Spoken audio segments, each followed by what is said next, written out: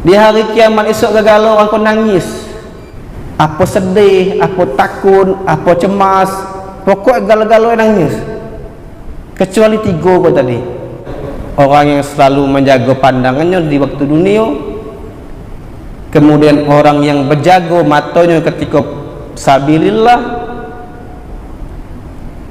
dan yang ketiga orang yang matanya mengeluarkan air mata karena takut kepada Allah Subhanahu wa ta'ala. Allahumma salli ala sayyidina Muhammadin tibbil qulubi wa dawaiha wa afiyatil abdani wa shifaiha wa nuril absari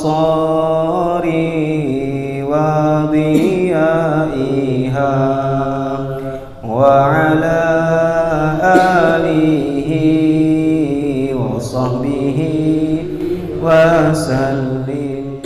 Allahumma salli ala sayyidina Muhammadin tibbil qulubi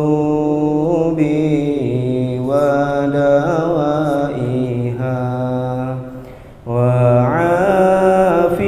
afiyatil abdani wa shifaiha wa nuril absari wa diyaiha wa ala alihi wa sahbihi wa sallim. Allahumma salli ala sayyidina Muhammadin tibbil qulubi wa dawaiha wa afiyatil abdani wa shifaiha wa nuril absari wa diyaiha wa ala alihi wa sahbihi wa sallim. A'udzu billahi minasyaitonir rajim. Bismillahirrahmanirrahim. Ila hadratin nabiyil mustafa sayyidina Muhammad sallallahu alaihi wasallam, summa ila alihi wa auladihi wa zurriyyatihi wa ashabihil kiram والتابعين وتابع التابعين ومن تبعهم بإحسان إلى يوم الدين. ثم خصوصا إلى خالد الشيخ محمد بخيت بن أحمد مغني، ثم إلى الشيخ عبد العزيز بن عبد الرحمن، ثم إلى الشيخ صلاح بن الشرقاوي القادري، وإلى جميع مشايخنا في هذه القرية، وإلى هذه النية وكل نية صالحة. الفاتحة. أعوذ بالله من الشيطان الرجيم. بسم الله الرحمن الرحيم. الحمد لله رب العالمين الرحمن الرحيم مالك يوم الدين. إياك نعبد وإياك نستعين. اهدنا الصراط المستقيم صراط الذين أنعمت عليهم غير المغضوب عليهم ولا الضالين. آمين. السلام عليكم ورحمة الله وبركاته. بسم الله الرحمن الرحيم. الحمد لله رب العالمين. اللهم صل على سيدنا محمد وعلى آله وصحبه أجمعين. قالوا سبحانك لا علم لنا إلا ما علمتنا إنك أنت العليم الحكيم. رب اشرح لي صدري ويسر لي أمري واحلل عقدة من لساني يفقهوا قولي. رب يسر ولا تعسر، رب تمم بالخير، يا فتاح يا عليم افتح قلوبنا بابك يا كريم وافتح لنا ilahi anta maqsudi wa ridhaka matlubi a'tini mahabbataka wa ma'rifataka. La hawla wa la quwwata illa billahil aliyyil azim. La hawla wa la quwwata illa billahil aliyyil azim. Wa la hawla wa la quwwata illa billahil aliyyil azim. Huwallahu ar-rahmanur rahim. الملك القدوس السلام المؤمن المهيمن العزيز الجبار المتكبر الخالق البارئ المصور الغفار القهار الوهاب الرزاق الفتاح العليم القابض الباسط الخافض الرافع المعز المذل السميع البصير. Yang sama-sama kita muliakan tuan-tuan guru, alim ulama serta seluruh pengurus dan jamaah Masjid Tarbiyatul Jannah. InsyaAllah kita akan melanjutkan pengajian rutin kita, kitab Al-Asma'ul Husna. Qala al-musannifu rahimahullahu ta'ala wa ada ma'ana bihi fidarain, ma'rifat kepada Allah Subhanahu wa ta'ala, mengenal nama Allah Al-Basir. Al-Basir adalah nama Allah yang ke-28. Al-Basir artinya dialah Allah yang menyaksikan dan melihat, sehingga tak ada yang hilang daripadanya sesuatu yang di dalam tanah.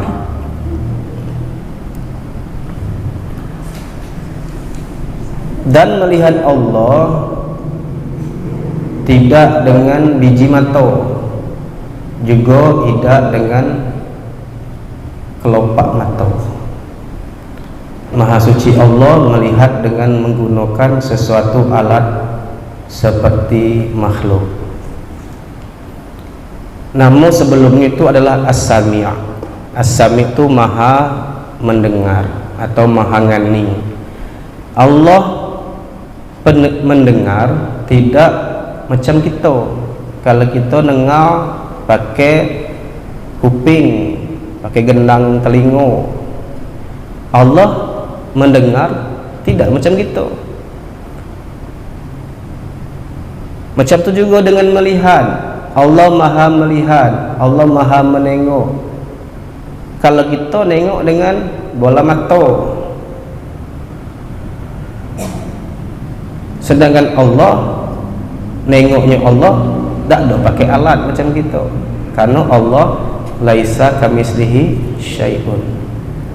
Jadi nengoknya Allah dengan apa? Dengan sifat basar. Karena dalam sifat yang wajib bagi Allah yang 20 itu ada salah satunya basar. Wujud, qidam, baqa, mukhalafatuhu lil hawadisi, qiyamuhu bi nafsihi, wahdaniyat, qudrat, iradat, ilmu, hayat, sama', basar. Basar artinya yang melihat. Al-Basir artinya yang maha melihat. Jadi iko namo menunjukkan sifat. Sudah itu pula Allah juga kaki yang akan memperlihatkan kepada hambanya apa-apa yang telah diperbuat hamba dalam dunia. Kemudian dia akan membalas apa yang telah diperbuat oleh hambanya. Jadi kita kok isu akan ditengokkan apa gawe kita kok di dunia oleh Allah Subhanahu wa ta'ala. Jadi cukup bagi kita mengetahui dan meyakini bahwa Allah Subhanahu wa ta'ala melihat, dan melihatnya tidak dengan alat seperti mata dan bola mata. Dan jangan bertanya tentang bagaimana cara Allah yang melihat sesuatu yang tersembunyi di dalam tanah atau dalam goa dan tempat yang gelap, karena itu sudah membandingkan penglihatan Allah dengan penglihatan makhluk. Pertanyaan seperti itu berbahaya bagi orang yang belum mantap keyakinannya terhadap sifat-sifat Allah Subhanahu wa taala. Pertanyaan macam itu bisa ditanyakan oleh orang-orang yang punya keyakinan dan pengenalan yang cukup tentang sifat Allah, dan itu pun cuman bisa dijawab oleh orang yang benar-benar mengerti tentang seluk-beluk sifat Allah. Dan masalah itu bisa dijelaskan dengan lebih rinci, namun dalam kesempatan orang yang terbatas yang mendalami tentang sifat-sifat Allah. Allah Subhanahu wa taala selain bisa melihat sesuatu yang tampak atau yang tidak tampak oleh makhluk, Dia juga yang memperlihatkan kepada hamba apa yang telah diperbuat hamba itu dalam dunia, sebagaimana dengan Allah yang bernama As-Sami'. Dia juga perdengarkan kepada hamba-hamba apa yang telah diucapkan hamba dalam dunia. Macam pengajian As-Sami' kita malam Kamis yang lalu, itu Allah mendengar apa yang kita ucapkan, baik itu yang bersebut, baik yang tersembunyi, baik yang berbisik, baik yang dalam hati, itu Allah nganing. Dan isu akan diperdengarkan pula apa-apa yang pernah kita cakapkan. Macam tu juga dengan kau, Allah akan memperlihatkan apa gawe-gawe kita kau di dunia. Isu akan diperlihatkan baik gawe itu terang-terangan ataupun gawe itu tersembunyi.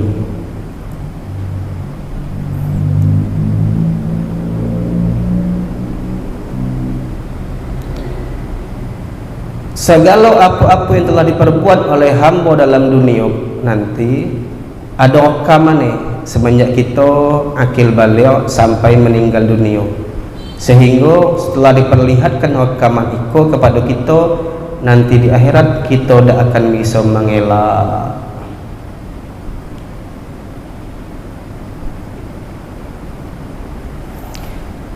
Apabila kita nanti di akhirat melihat perbuatan kita sewaktu di dunia sedang mengerjakan amal kebajikan seperti sembahyang, puasa, bersedekah, silaturahim dan lainnya, maka kita akan senang hati. Akan tetapi apabila kita melihat rekaman perbuatan kita sedang melakukan kemaksiatan atau jahat adab kepada Allah, maka kita akan dipermalukan oleh Allah Subhanahu wa ta'ala. Sangatlah beruntung kita diberikan Allah karunia berupa taubat untuk menghapus rekaman segala perbuatan yang tidak baik di dunia sebelum kita menyaksikan rekaman itu di akhirat. Ketika kita beriman kepada Allah yang bernama Al-Basir, Maha Melihat, artinya itu kita merasa selalu ditengok. Apa gawe kita, kemana kita, apa yang diperbuat, kita merasa selalu ditengok oleh Allah Subhanahu wa ta'ala. Kenapa? Karena kita sudah yakin, kita sudah beriktikad bahwa Allah itu Al-Basir, Maha Melihat. Terus kenapa masih banyak orang yang bermaksiat? Kenapa masih banyak orang yang jahat adab kepada Allah? Karena dia tak yakin tak Allah tu nengok dia. Tambah-tambah lagi kaki kita, apa yang kita buat di dunia kok akan ditunjuki. Katakanlah umpama kini kok CCTV. Di toko tu ada CCTV, kita tahu ada CCTV, akhirnya orang tak berani nak ngambil-ngambil. Kenapa? Karena dia merasa ditengok, merasa diawasi, ada rekaman sehingga tak beranilah dia nak ngambil tadi atau nak mencuri tadi. Macam tu lah kita kok ditengok terus oleh Allah Subhanahu wa ta'ala, sehingga gerak-gerik kita, perilaku kita selalu bisa terjaga. Itu kalau kita merasa kita selalu ditengok dan diawasi oleh Allah Subhanahu wa Ta'ala. Katakanlah kita kini umur 40, 50, 60, bahwa banyak sudah kejahatan yang sudah kita buat, dosa-dosa yang kita lakukan, maksiat-maksiat yang sudah kita lakukan. Bayangkan kalau itu esok ditengokkan Allah lagi. Ayo kalau kita beng nengok, kalau orang lain nengok juga, nah ternyata iko gawe selama kau dia bukan main, berkopiah, berkain besar, ternyata dalam reban kau gawe maling ayam orang misal contoh, atau dalam kamar aku rupa gawe, nah, maluin langsung. Kalau ditengokkan yang elok-eloknya, wah kita senang hati, tapi ketika yang ditengokkan yang ada elok, maluin kita rasa. Tapi karena Allah tadi sayang kepada kita, maka dia anugerahkan karunia taubat. Barang siapa bertaubat, maka dihapuslah rekaman kita tadi. Makanya itu kita berbanyak bertaubat kepada Allah Subhanahu wa Ta'ala. Imam Al-Ghazali berkata, apabila kita telah melakukan dosa dan hendak menghapusnya dengan taubat, maka jangan cuma sebatas menghapus tanpa diganti apa yang telah dihapus itu dengan sesuatu. Umpama dosa itu di mulut kita, mulut kita membuat dosa terus. Nah, kalau kita nak bertaubat, maka akan dihapus, dan sebagai ganti kita harus mengisi mulut kita yang membuat dosa tadi dengan zikir atau membaca Al-Quran, sehingga dosa tadi dihapus rekamannya, kemudian kita ganti pula dengan rekaman baru, yaitu dengan zikir atau membaca Al-Quran, bersolawat dan lain-lain. Atau dosa yang akan kita hapus itu kesalahan di mata kita kok muat dosa buat maksiat karena telah memandang sesuatu yang haram. Maka selain kita hapus dengan istighfar, kita harus menggantinya dengan memandang yang baik-baik. Mata kita gunakan untuk nengok yang baik-baik. Apa contohnya? Seperti membaca kitab-kitab ilmu atau membaca Al-Quran tadi. Jadi elok itu, walaupun kita sudah hafal bacaan Al-Quran tadi, tapi kita tetap nengok mushafnya tu. Supaya apa? Supaya menggantikan dosa mata kita yang banyak nengok maksiat atau nengok dosa atau nengok yang diharamkan Allah, kita ganti dengan nengok sesuatu yang elok, sesuatu yang baik. Macam kita lah, misal macam Yasin, kita hafal lah surah Yasin tu. Nah, cuman alangkah baiknya kita tetap nengok tulisannya itu, surah Yasin itu, sehingga kebaikan membaca kita dapat, kebaikan menengok pun juga kita dah dapat. Orang yang beriman dengan nama Allah Al-Basir, maka bagi ada dua tugas berupa akhlak. Kalau kita lah yakin dalam hati kita Allah tu maha melihat, Allah maha menengok, Allah maha menyaksikan segala apa yang kita lakukan, maka ada dua tugas kita, yaitu untuk membenarkan atau membuktikan keyakinan itu.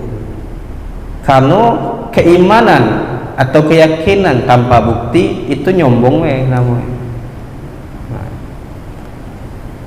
Jadi kalau kita mengaku beriman, maka harus ada bukti. Kalau kita mengaku cinta, maka harus ada bukti. Kalau cuma cakap itu gombal namanya, ngotak. Nah, itu. Apa tugasnya? Yang pertama, bahwa dia memelihara penglihatan daripada yang diharamkan. Allah Subhanahu wa Ta'ala menciptakan penglihatan kita kok kenyok untuk sesuatu yang dilarang. Allah menciptakan pandangan kita ko, penglihatan kita ko, kenya untuk disuruh nengok apa yang dia haramkan. Allah ciptakan penglihatan pandangan kita ko, kenya untuk melawan dia pula.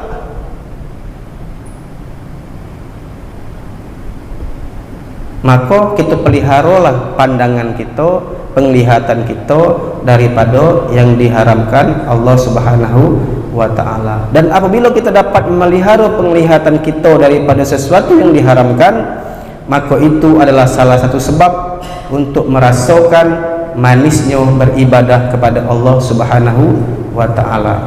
Dan apabila kita tidak merasakan manisnya dalam ibadah, itu pertanda kita belum bisa memelihara penglihatan, penengokan, pandangan atau kita dari yang dilarang. Rasulullah sallallahu alaihi wasallam bersabda, "An-nazratu sahmun masmumun min sihami iblisa man tarakaha min makhafati abdaltuha imanan yajidu halawatahu fi qalbihi." Penglihatan itu adalah panah beracun dari panahnya iblis, daripada yang diharamkan. Barang siapa meninggalkannya karena takut siksa Allah, Allah akan menggantinya dengan keimanan yang menjadikan rasa manis dalam hatinya. Dalam kitab Minhajul Abidin, Imam Ghazali menyebutkan ada 4 anggota tubuh kita kok yang mesti kita jaga. 4 anggota tubuh utama yang mesti kita jaga. Yang pertama tu mata, al-ainu tadi. Kenapa? Mata kok pengaruhnya besar ke dalam hati kita. Apa yang kita tengok dengan mata kita kok itu bisa bertahun-tahun ingat. Maka dalam kita semayang tu, apa yang pernah kita tengok tu muncul lagi tu. Nah, itulah bahaya mata dia.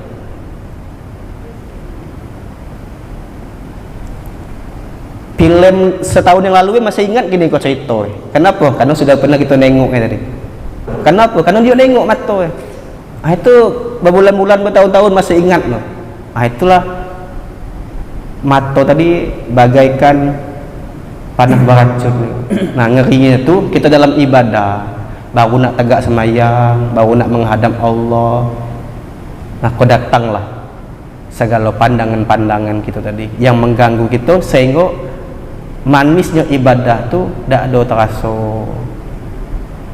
Orang ruku awak ruku, orang sujud awak sujud, orang tegak awak tegak, tak apa.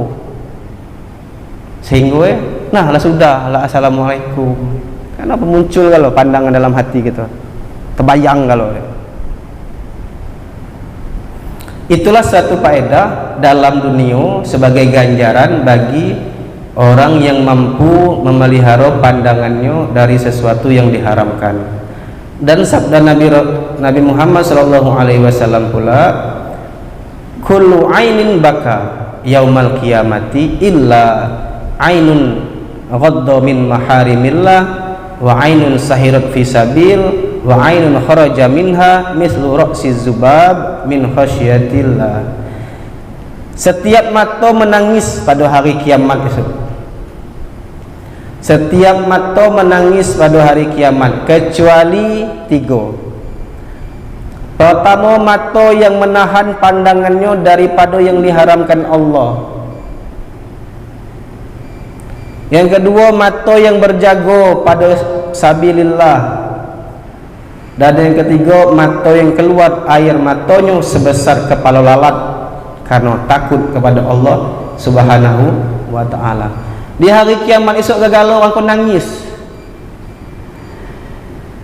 Apa sedih, apa takut, apa cemas, pokok galau-galau nangis. Kecuali 3 kau tadi.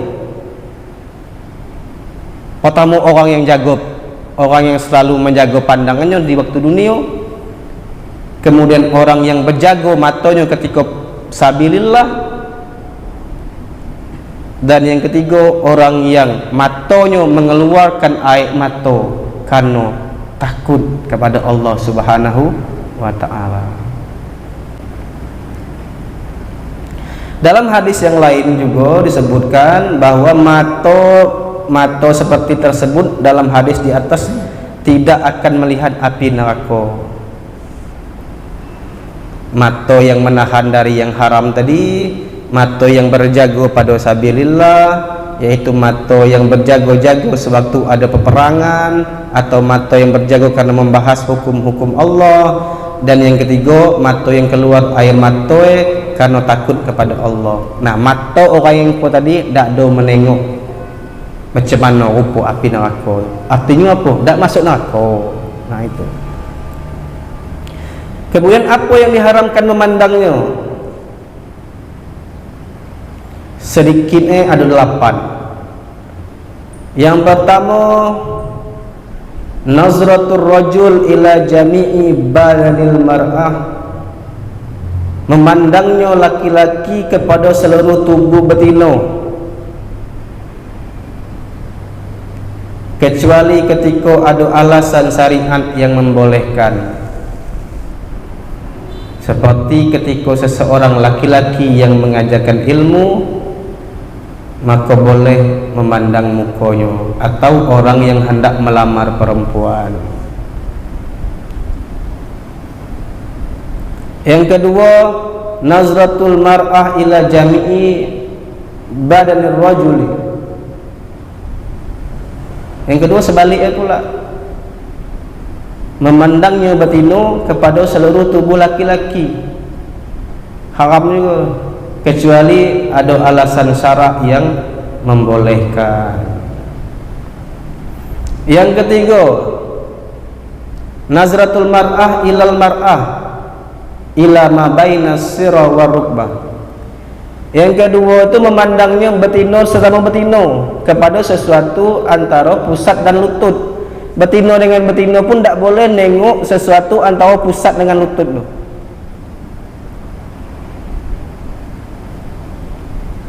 Yang keempat, nazratul rajul ila aurati rajul, atau memandangnya laki-laki kepada aurat laki-laki lain. Macam tu juga kita jantan. Apa aurat jantan ko? Antara pusat dengan lutut. Tak boleh juga nengok walaupun sesama jantan. Jangan pula minta tengok kan.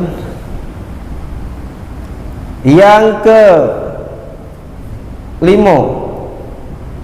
an-nazar bi istihqar ilal muslimin, memandang dengan pandangan yang menghinakan kepada sesama muslim. Mandang orang tu mandang hina padahal sesama Islam tu. Mandang kau hina melau orang kau di mata kita tadi. Kita pula yang mulia. Tengok kau hina lagi. Itu haram tu, tak boleh. Kenapa? Karena merasa kita lebih baik dari orang. Padahal belum tentu kan. Yang keenam, an-nazar fi baitil ghair min ghair izni, memandang ke dalam rumah orang lain tanpa seizin pemiliknya. Kita nengok isi dalam rumah orang tanpa izin tak boleh juga. Contohnya kita nak bertamu ke rumah orang, kita ketok-ketok detik orang kita ni tahan ngintip atau nengok-nengok ke dalam. Itu dilarang juga sebenarnya. Maka adab bertamu tu nengoknya ke samping, supaya ketika orang buka pintu kita dah nengok apa isi dalam. Belum kita belum tahu orang tu apa lagi baring dalam tu, apa lagi tidur, kita tak tahu kan. Itu salah satu yang diharamkan. Yang ketujuh, an-nazar ila syai'in akhfahu sahibihi, memandang sesuatu yang disembunyikan pemiliknya. Ada orang menyembunyikan sesuatu dari kita, tak boleh kita tengok Nah, kita ni tak tahan muka atas nak nengok apa yang disembunyi dia tadi. Nah, itu tak boleh. Yang kedelapan, an-nazar ila munkar, atau memandang kepada sesuatu yang mungkar. Dia dah ikut dah melagu ayam, tapi dia hobi nonton ha ada. Dia dah ikut dah punya dah dia, tapi dia hobi nonton dan nongok nengok orang tu kan. Ha, itu tak boleh juga tu. Tu namanya an-nazar ila munkar. Ikulah 8 perkara yang kita diwajibkan memeliharanya dari memandangnya. Dan apabila kita pernah memperbuatnya, kita wajib menghapusnya dengan berbanyak istighfar dan taubat kepada Allah Subhanahu wa taala. Mudah-mudahan dosa mata kita ko dihapus Allah rekamannya. Artinya dihapuskan dosa gitu. Itu tadi. Kecuali kalau yakin lah, pede lah, besok dari tengok gawe-gawe gitu deh. Itu tugas yang pertama ya, yaitu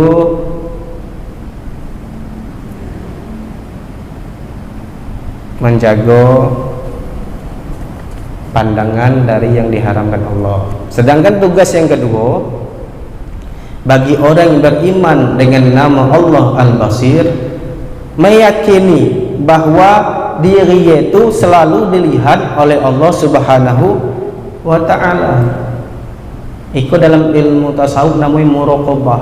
Kita merasa diawasi oleh Allah Subhanahu wa ta'ala, atau mawas diri. Barang siapa yang bersembunyi daripada selain Allah, tetapi tidak bersembunyi kepada Allah, berarti dia menganggap remeh kepada Allah. Kata sebagian ahli sufi, orang-orang tasawuf, janganlah kalian berperilaku seperti orang munafik, karena orang munafik itu mengintai-intai penglihatan manusia, tetapi tidak mengintai penglihatan Allah Subhanahu wa ta'ala.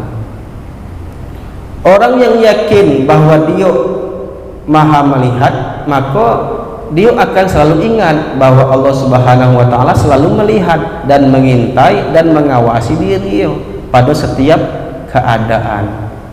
Firman Allah Subhanahu wa ta'ala, alam ya'lam bi annallaha yara. Tidakkah engkau tahu bahwasanya Allah itu maha melihat? Dan firman-Nya lagi, innallaha kana bikum raqiba, bahwasanya Allah selalu mengintai atas kalian.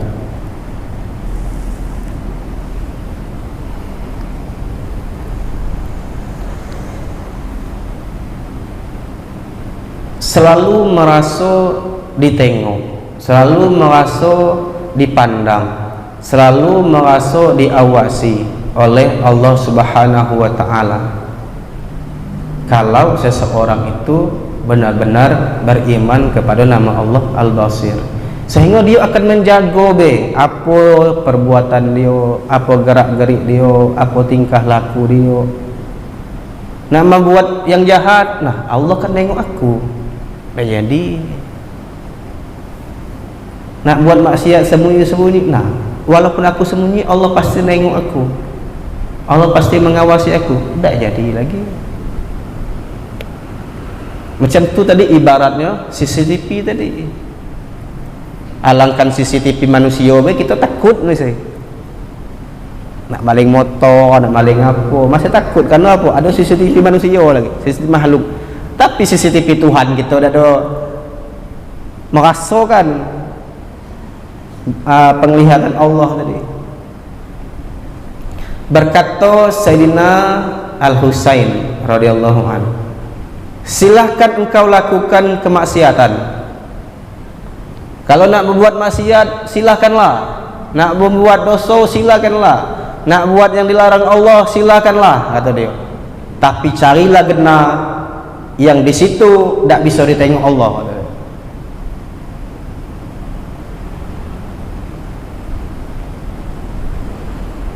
Artinya apa? Berarti gena yang tak bisa ditengok oleh Allah Subhanahu wa ta'ala. Di mana kita nak bersembunyi? Seluruh yang ada kepada Allah yang menciptakan. Allah namanya Khaliq, yang diciptakan namanya makhluk. Seluruh selain Allah itu adalah makhluk yang diciptakan. Nah, di mana kita nak bersembunyi? Di mana kita nak berlari? Tetap dimanapun kita berada dalam penglihatan dan pengawasan Allah Subhanahu wa ta'ala. Selalu ingat bahwasanya Allah senantiasa melihat. Itu adalah bagian dari muraqabah, orang yang ihsan, sebagaimana dijelaskan ketika Rasulullah SAW ditanya oleh malaikat Jibril. Malaikat Jibril bertanya kepada Nabi Muhammad. Dia pertanyaan ada beberapa. Pertama menanya tentang apa itu Islam, kemudian apa itu iman. Nah, yang ketiga dia nanya, mal ihsan, apa itu ihsan? Maka Rasulullah menjawab, anta'budallaha ka'annaka tarahu fa illam takun tarahu fa innahu yaraka. Anta'budallah, engkau beribadah kepada Allah, engkau menyembah Allah, ka'annaka tarahu, seolah-olah engkau melihat Allah. Fa illam takun tarahu, dan jika engkau tak bisa melihat Allah, fa innahu yaraka, maka sesungguhnya Allah lah yang melihatmu. Nah, itu namanya ihsan. Kita harus merasakan bahwa kita selalu diintai, ditengok, diawasi oleh Allah Subhanahu wa ta'ala. Orang yang berbuat maksiat padahal dia tahu bahwa Allah itu melihat, alangkah beraninya dia. Misalnya kita tahu Allah tuh menengok kita, Allah melihat kita, Allah mengawasi kita, tapi kita masih bermaksiat. Alangkah beraninya kita tuh. Lah tahu CCTV ada di toko tu, masih nak ambil barang. Beraninya budak tu. Tak takut lagi. Dan orang yang melakukan maksiat dan menganggap Allah tidak melihat, alangkah kafirnya dia. Kemudian dia melakukan maksiat, tapi dia tak menganggap dah Allah nengok dia tu. Alangkah kafirnya orang tu. Kenapa? Karena tak ada mengenal Allah Subhanahu wa ta'ala. Maka agar kita selalu bisa muraqabah kepada Allah, maka kita harus selalu berzikir dan mengamalkan amalan yang telah diajarkan oleh ulama-ulama terdahulu. Ada ulama mengajarkan kalau nak timbul rasa selalu diawasi oleh Allah, yaitu baca atau sebutkan Allahu ma'i, Allahu naziri, Allahu syahidi.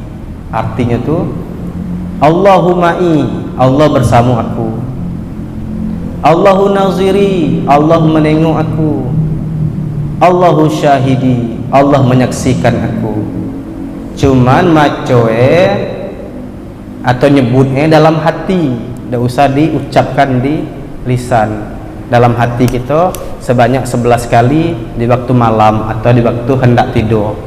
Dalam hati kita Allahu ma'i, Allahu naziri, Allahu syahidi, Allah nengok aku, Allah bersama aku, Allah nengok aku, Allah menyaksikan aku. Tak bisa bahasa Arab, bahasa Indonesia atau bahasa Jambi Allah bersama aku dalam hati gitu. Allah nengok aku, Allah menyaksikan aku 11 kali tiap malam dalam hati, tidak usah disebutkan di lisan. Sehingga mudah-mudahan hari-hari kita kok menjelang kita nak mati kok, kita selalu merasa diawasi Allah. Ada orang tu yakinlah Allah nengok dia, tapi dia tak merasa dah. Biasalah. Macam tu. Tapi kita meminta nian kepada Allah, semoga Allah anugerahkan kita, memberikan taufik dan hidayah kepada kita supaya kita menjadi orang yang muraqabah, selalu merasa diawasi oleh Allah Subhanahu wa taala.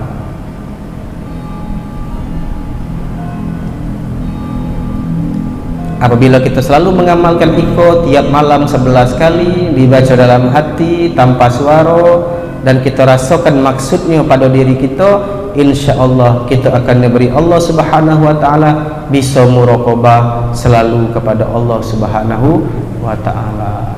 Demikianlah pengajian mengenal nama Allah Al-Basir, yaitu Allah yang maha melihat, Allah yang maha menyaksikan, dan Allah pula yang akan memperlihatkan apa-apa yang sudah kita lakukan di dunia kok esok di akhirat. Mudah-mudahan kita berdoa, mudah-mudahan dengan pengajian itu Allah ampunkan segala dosa-dosa kita, dosa yang zahir maupun dosa yang batin. Mudah-mudahan Allah angkat segala penyakit-penyakit kita, penyakit zahir maupun penyakit batin. Mudah-mudahan hati kita yang kotor Allah bersihkan, mudah-mudahan hati kita yang keras Allah lembutkan, mudah-mudahan Allah masukkan nur makrifat dan mahabbah ke dalam hati kita. Amin ya rabbal alamin. Wallahu a'lam bissawab. Silakan kalau ada nak tanya. Ya, Teh. Waalaikumsalam. Artinya tu tidak kita kerjakan itu menjadi beban kerja kita, gitu kan. Walaupun kita sadarin itu tidak sepenuhnya kita bisa, tidak mungkin pula kita berhadapan dengan orang tu baik pun lawannya tidak dilihat kan secara adab itu asalnya tidak sopan juga gitu. Nah syukur-syukur kadang bertemunya tu banyak yang sudah tua-tua, yang mak-mak kan, jadi kita tu masih masuk anggap orang tua kita lah ya, tapi namanya dalam pekerjaan tak bisa juga kadang-kadang kita nak menghindar itu macam mana itu Bu? Terima kasih. Assalamualaikum warahmatullahi wabarakatuh. Tadi kan disebutkan kita dilarang memandang aurat laki-laki ataupun perempuan, tapi ada pengecualiannya. Apa? Ada alasan syarak yang membolehkan. Misal tadi dicontohkan seorang guru yang mengajar ilmu kepada muridnya, itu boleh. Ada alasan syarak. Ataupun macam pakti perawat ya. Perawat itu kan tak tahu pasiennya kan. Ada yang jantan, ada yang betina kan. Ada yang bagian-bagiannya kita dilarang untuk nengok kan. Nah itu dalam ilmu syara atau ilmu hukum Islam dibolehkan ketika itu contoh kita lah di kampung kita bawa yang ngurutnya nyanyi benar boleh lah karena itu ada alasan syara. Ngapa berubah tukang ngurut jantan udah tinggi misalnya, aduh yang tidur lah itu. Atau kalau kini kok ibu-ibu melahirkan dengan operasi, kok kebanyakan dokter jantan kalau ni. Tidak boleh sebenarnya kan? Tapi alasan syarak membolehkan karena iko lah dengan tu. Misalnya macam tu. Artinya kalau ada alasan syarak yang membuat kita nak dan nak harus tertengok misalnya kan, itu dibolehkan. Cuman batas itulah kan. Cuman ngeri itu tadi mata lah terbayang kan. Kalau nyanyi-nyanyi kata batin mungkin tak ada terbayang lah kan. Nah, kalau gak ada gadis berarti macam itulah. Tetap lah macam itu. Artinya ada yang dibolehkan macam itulah. Sudah tu teruslah perbanyak istighfar tadi. Nah, tu lah. Bukan kena gitu kan. Nah, dan kita tu pun jangan punya pemahaman yang apa kecil, padahal kita tadi itu membantu orang tu malah senang dibantu oleh kita tadi kan, minta tolong disuntik atau minta tolong diperiksa. Dia tak butuh, dia tak perlu dak tu boleh apa dak tu, yang penting dia tu minta tolong dengan kita tadi supaya apa yang dia rasakan kok bisa sembuh atau bisa enak yang tu kepada kita yang punya keahlian di bidang kesehatan tadi. Ada lagi? Ya. Ada yang lagi ya.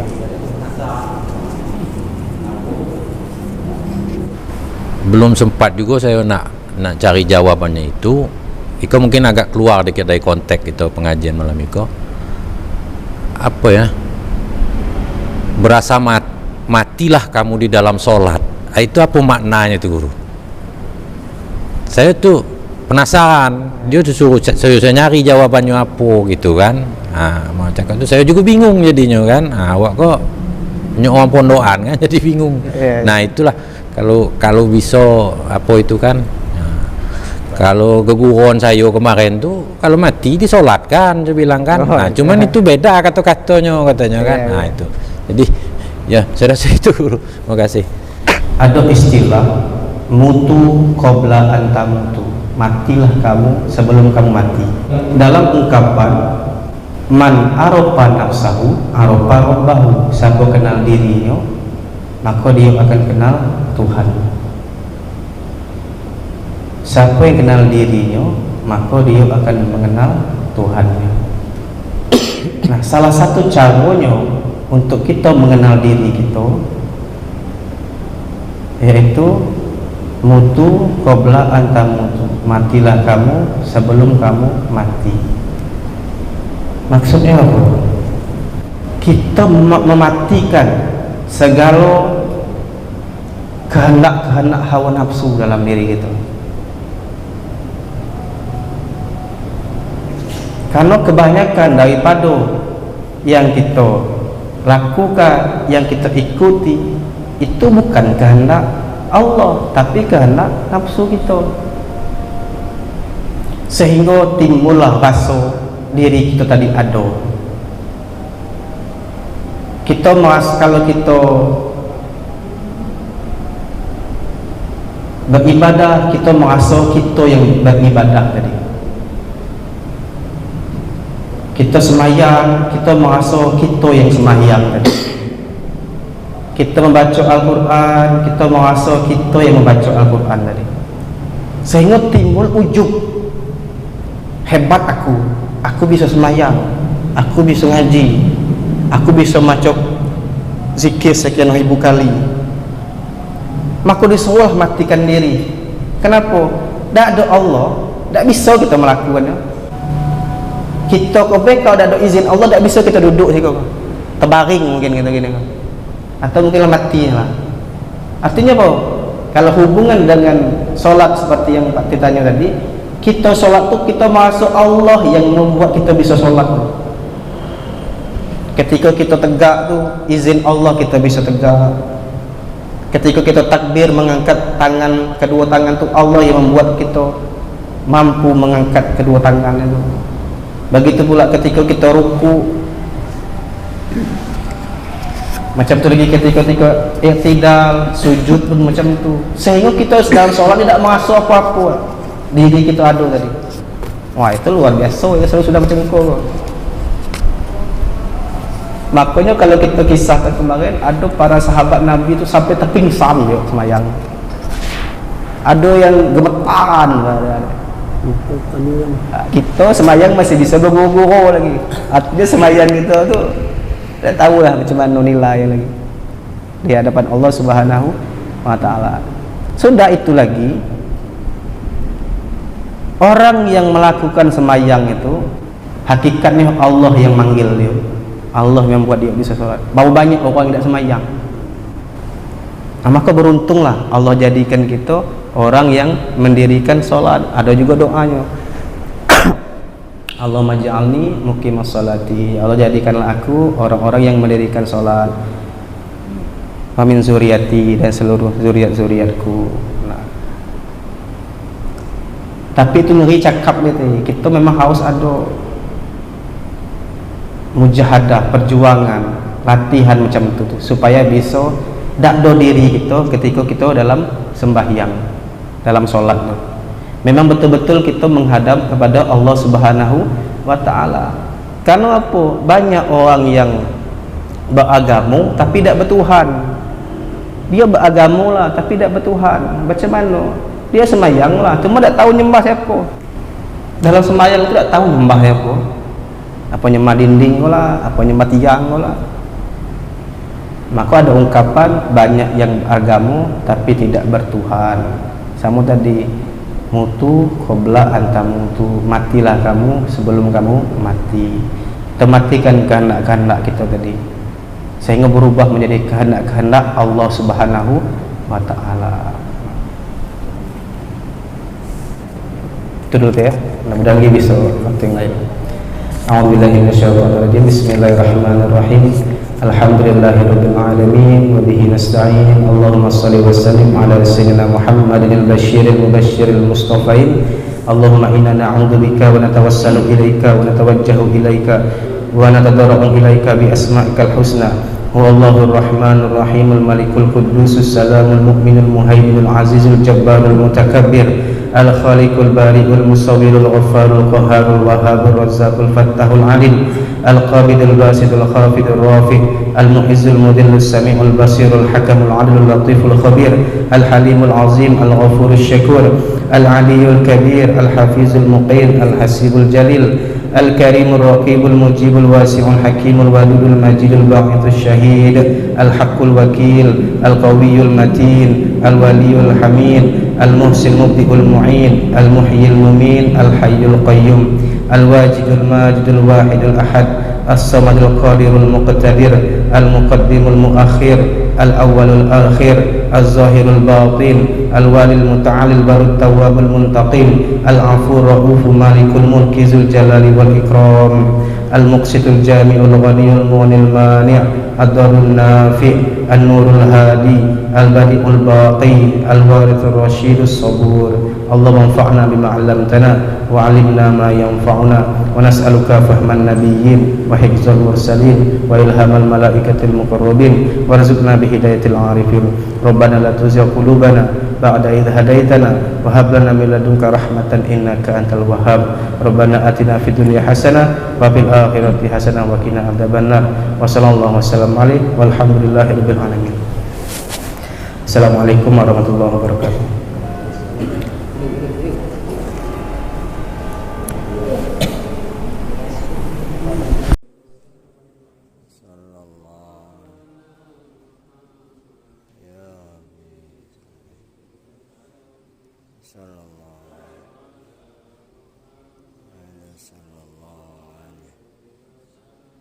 Sallallahu